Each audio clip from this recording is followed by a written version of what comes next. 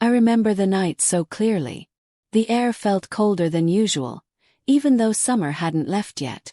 It was one of those slow, dragging evenings where nothing much happened. Just the quiet hum of a normal life, the kind that doesn't warn you before it splits in two. My name's Lena. I'm 17, and I live with my parents in a modest 2-story house on the outskirts of town. Dad's an accountant, very strict, very quiet. Everything about him is routine. He wakes up early, drinks black coffee, goes to work, comes home, eats, and disappears into his room. That room. Always locked when he's not inside. Nobody goes in there. Not even Mom. My mom Maya is the opposite. She's warm, affectionate, always smiling. She hums while she cooks, hugs me at random, and somehow always knows when something's wrong.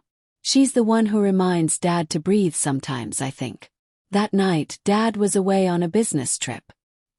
He left early that morning, after a silent breakfast where he barely looked up from his phone. I didn't think much of it. He traveled often for work. It wasn't new. Dinner was uneventful. Just me and Mom at the table. She made her famous baked mac and cheese, the one she only makes when she's in a particularly good mood. It seemed lighter, freer. She laughed a little too much at her own jokes. Her phone buzzed a few times, and she'd glance at it with this soft little smile. I didn't ask. After dinner, I washed the dishes while she disappeared into the living room to watch TV. I could hear her laughing from the sink.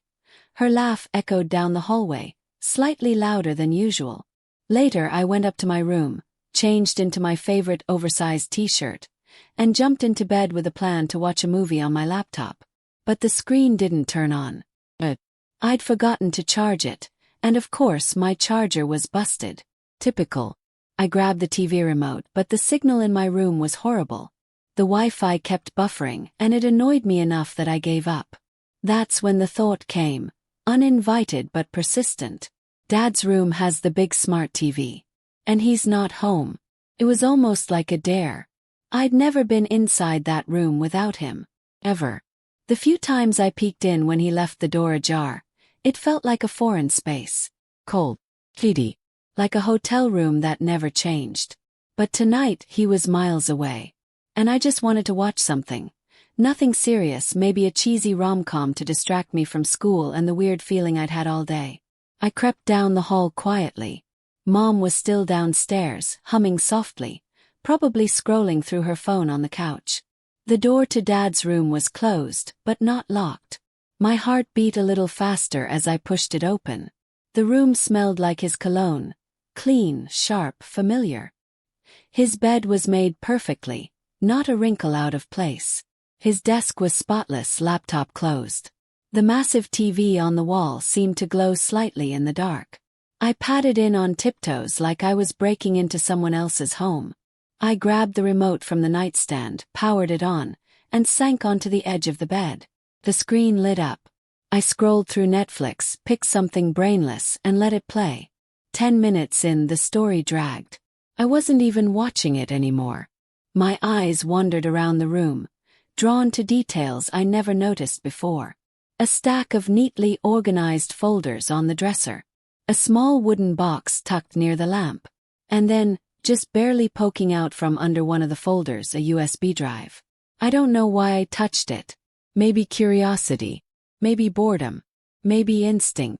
I picked it up and rolled it between my fingers. There was no label, just a plain black stick with a faint red mark on the side. Weird. I hesitated. I wasn't supposed to be here. I wasn't supposed to touch anything. But I was already breaking rules, wasn't I? His laptop sat on the desk, screen dark. Opened it. No password prompt. Again. He always locked it. The desktop loaded slowly. A few folders lined the screen. One was named Security Unbackup 02. That was the only thing updated recently, dated just a week ago. I shouldn't have clicked it. I know that now. But in that moment, it felt like the universe had left me a trail of crumbs. Followed it. I inserted the USB. The folder opened with a soft click. Inside were video files. Dozens, each labeled by date and time. Most were no longer than 5 minutes. All recent. All from within the past month. Clicked on one. First, nothing. A grainy image filled the screen. Our living room viewed from a strange angle. Like it was filmed from the corner ceiling. The timestamp blinked. Tuesday, 3:42 p.m. I frowned. I was at school then. The footage showed Mom. She was sitting on the couch, phone in hand, twirling her hair and smiling at something on her screen. Harmless. And then someone else entered the frame. Man. Took my brain a few seconds to process it. Jordan. My dad's best friend. He sat down next to her. Too close. Their bodies leaned in, almost touching. She laughed again. That laugh I'd heard earlier. My hand froze on the mouse. The video continued, and the space between them disappeared entirely. Closed the laptop. My stomach felt hollow. A strange silence filled the room, louder than anything I'd heard all day. Downstairs, Mom's voice echoed up faintly. Lena, what are you doing up there? I didn't answer. Couldn't. The screen of the TV flickered softly behind me, and I sat there still holding the USB in my hand, gripping it like it might bite me. I only came in to watch a movie. But that night, I saw the first frame of something I could never unsee. I didn't move.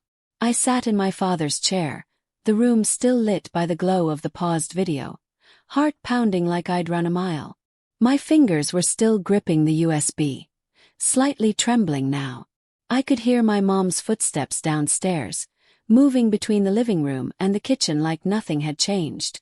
Like the world hadn't just twisted. But mine had. Eventually I opened the laptop again, almost on autopilot. The desktop stared back, ordinary and familiar, but nothing felt ordinary anymore. That folder, Security and Backup of 02, sat open, video files still listed inside. Some of them were labeled with times I knew I was at school. Others were late at night, even early mornings. I clicked another one. It loaded slower this time, or maybe it just felt that way. The same grainy angle. The living room again. The timestamp read Thursday, 7:18 p.m. I remembered that night. I'd been upstairs studying for a biology quiz, headphones on. I didn't even know Jordan had come over. In the video, he entered casually, like he'd been there 1,000 times. He wore that same leather jacket he always did. My mom was already waiting, sitting on the edge of the couch with 2 glasses of wine on the table. She smiled when she saw him. Not the way you smile at a friend. Well, it was softer, warmer. She stood up and walked over to him. He reached out first. His hand went to her waist, then her cheek. Then, it kissed. Not a quick, guilty peck. A full, lingering kiss that said this wasn't the first time, and it definitely wouldn't be the last. Paused the video. I couldn't breathe for a second. The kind of breathlessness that starts in your chest and spreads until even your fingertips feel hollow. This couldn't be real. This couldn't be my mom. My mom who tucked me in when I had nightmares. My mom who made tea when I had cramps. My mom who kissed my dad every morning. I clicked on another file. And another. It was all real. The more I watched, the deeper the knife twisted. One video showed them holding hands on the couch, whispering. In another, they were in the kitchen. He came up behind her, wrapped his arms around her waist, kissed her neck. She laughed. That same laugh. I remembered hearing it through the walls that night and thinking she was watching something funny. She wasn't. They moved through the house like it belonged to them, like no one else lived there.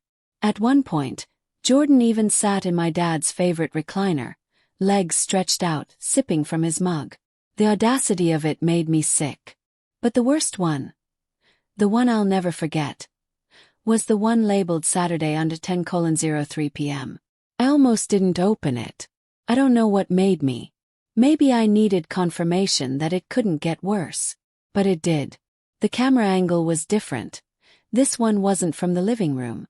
It was higher up. Corner shot, and it took me a few seconds to recognize it. My parents' bedroom. A bed. The dresser. My mom's perfume bottles lined up neatly. And the timestamp just last weekend. I was out at a friend's sleepover. Dad was out of town again. They were in the room. Both of them. He was already shirtless. She was laughing again. She pulled him by the hand, led him to the bed. They kissed, and it didn't stop there. I fast-forwarded, but even in blur, the truth screamed. I slammed the laptop shut. Something inside me cracked. Not like glass shattering, but something deeper. Soundless, invisible break. One of those moments where you feel like you'll never be able to go back to who you were 5 minutes ago. I looked around the room, my father's room, and realized something chilling. He knew. Why else would he have hidden cameras?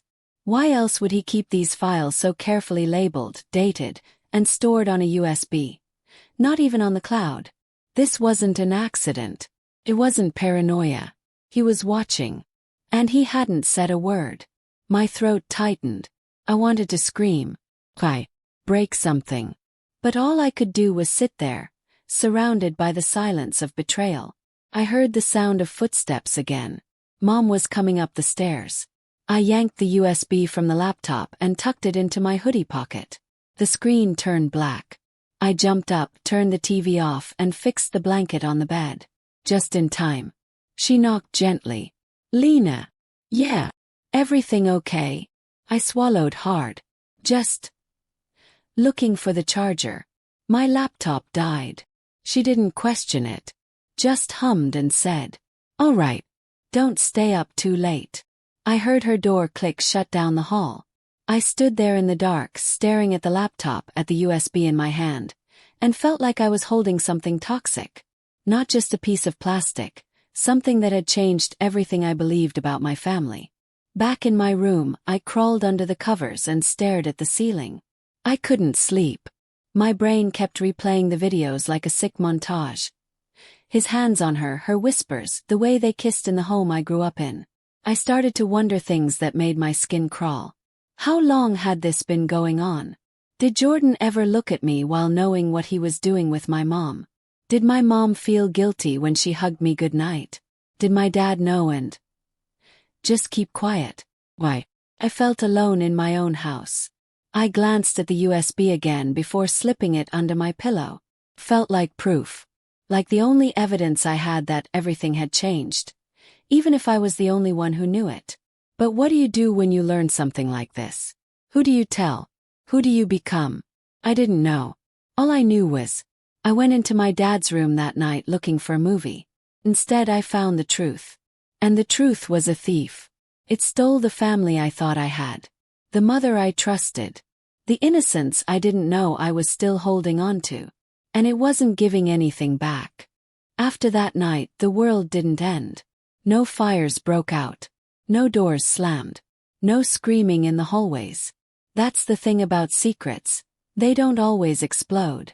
Sometimes they just settle in, quietly, like dust, until everything feels coated in it. I woke up the next morning with a heaviness in my chest, like someone had placed a stone there in my sleep. The USB was still under my pillow. I didn't touch it. I didn't need to. Seen enough. Downstairs, Mom was already in the kitchen, flipping pancakes and humming some old song she liked. The smell of syrup made my stomach turn. "Morning, sweetheart," she said, smiling like everything was fine. I nodded, grabbed a glass of water, and sat across from her. My eyes studied her face, every detail. The way her hair curled slightly around her ears. The tiny scar on her chin. The laugh line she never used to have. How could I have missed it? I watched her phone buzz on the counter. She glanced at it and smiled faintly before turning it over. Probably him. Jordan. And just like that, my appetite vanished. The day passed in a blur. Barely spoke. Every sound felt amplified. The ticking clock, the hum of the fridge, the text chimes from her phone. I stayed in my room mostly, scrolling through meaningless feeds, rereading old messages from friends I hadn't talked to in weeks. Anything to distract myself from the storm that had taken up permanent residence in my mind. By evening, my father was home. He came in late, around 9 p.m., carrying his usual black work bag, face tired, eyes unreadable. My mom kissed his cheek like she always did. "Long day?" she asked. he replied, setting his bag down by the door. He looked at me. Just a glance, but it lingered for half a second longer than it should have. Did he know? Had he noticed the files were opened? The USB moved. The laptop lid slightly off-center. At dinner we sat like a regular family. My mom made roast chicken. My dad ate slowly, reading something on his phone. I sat in silence, pushing vegetables around my plate. And then, in the quiet, he spoke. "How's school?" "Fine," I said quickly. There was a pause. "You were in my room the other night." His voice wasn't accusing. Just matter of fact. Froze. My fork hovered mid-air. "Laptop was slightly open," he added without looking at me. My mom didn't say anything. She was sipping her wine, eyes on her plate. I swallowed. My heart beat so loudly I was sure he could hear it. "My charger was broken," I said. "I just needed the TV." He said again. "See anything interesting?" He looked up now. Right at me. My breath caught. "No," I lied. But he already knew. His eyes held mine for a moment, then dropped back to his food. He didn't ask again. Later that night I found him in the living room, sitting in his recliner, the TV playing some muted documentary. I stood in the doorway, unsure of why I'd come down. Maybe I wanted answers. Maybe I wanted him to yell, to cry, to do something. But he didn't even look at me when he spoke. "Sometimes," he said, "people think silence is weakness. It's not." He shook his head. "It's strategy. It's survival. It's knowing the truth and still choosing your battle." I stood there stunned. "You knew?" I asked, voice barely a whisper. He nodded slowly. "For a while now." I couldn't believe it. "Why didn't you say anything? Why haven't you left?" "Because there are things bigger than betrayal," he said, his voice low. This house. The pieces of a life we spent years building." I didn't know what to say. Part of me hated that answer. The other part understood it too well. "Does she know you know?" "Yes." "No," he replied. "And she won't hear it from me." He turned to me now. "But you saw it too. So now you have to decide what kind of person you want to be with that knowledge." I didn't reply. I just turned and walked back to my room. His words echoing behind me like footsteps I couldn't outrun. The next few days were surreal. Jordan came by once, just for a few minutes. He brought over some old vinyl records for Dad, claiming he found them in storage. They shook hands in the hallway. Mile. Talked about football. All of it. My mom stood nearby, too quiet. Her eyes flicked toward me a few times, searching my face for something. I didn't give her anything. When Jordan left, he passed me in the hallway and said, "You doing okay, kiddo?" I stared at him. "Fine," I said flat. "Cold." He blinked, nodded awkwardly, then walked out. And that was the first time I realized something powerful. I had seen them, but they didn't know what I would do next. That made me dangerous. That made them scared. One night I pulled out the USB again. I stared at it for a long time. Thought about showing it to Mom. Confronting her. Or maybe playing it out loud during dinner, letting the truth crash into the room like thunder. But I didn't. Instead, I walked downstairs, opened the fireplace drawer and tossed the USB in. I watched it burn. The screen melted. The plastic curled. But the memories, those were burned into me permanently. Weeks passed. My mom acted normal again. Overcompensating. Extra hugs, extra smiles, her phone always face down. My dad didn't change. Still quiet. Still watching. And me. Changed the most. I started seeing people differently. Listening harder. Looking for what they weren't saying. Kept more to myself. Trusted less. Grew sharper. More careful. But I never told anyone. Not my friends. Not my teachers. Not even my journal. It was my burden. My secret to carry. And in a strange, painful way, it made me stronger. Sometimes I walk past my parents in the hallway and wonder if they still see me as their daughter, or just someone who might expose them at any moment. Sometimes when Mom hugs me, I wonder if her hands shake. But mostly I think about how easily trust dies. How I used to believe in simple things like loyalty, like honesty, like love, and how all it took to kill that belief was one night, one movie I never watched, one room I never should have entered. I only went to my dad's room to watch a movie, but what I found changed everything. Some truths destroy families, and some families choose to keep living with the lie.